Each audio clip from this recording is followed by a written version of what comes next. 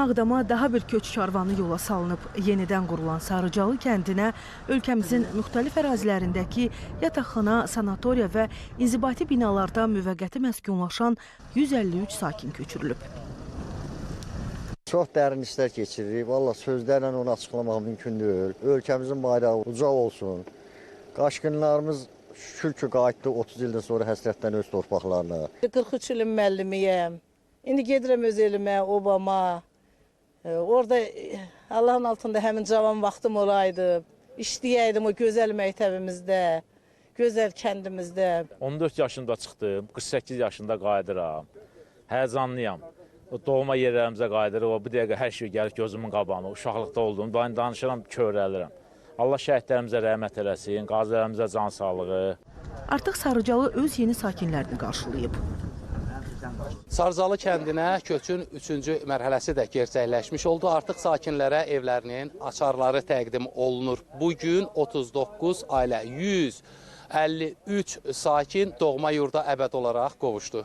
İllər sonra onlar üçün də yurt həsrətinə son qoyulur. Həyəcanla doğma yurda qayıdışın sevincini yaşayırlar. Bugün bizim üçün çox sevindiricidir. Necə deyirlər, çox qürur duyuruq ki, biz neçə il həsrətində olduğumuz bu gözəl səfalı kəndimizə artıq bugün qayıtmışıq. Gözəl, yeni tipli tikilən evlərlə təmin olunmuşuq. Kənd xoşuma gəldi. Ən gözəl ev. Heç birimizin belə həyatımız olmayıb. Heç birimizin burada varlı olsaq da, pullu olsaq da belə evimiz, eşiyimiz olmayıb. Sakinlərin rahat yaşayışını təmin etmək üçün kənddə hər cür şərait var. İş yerləri də yaradılır.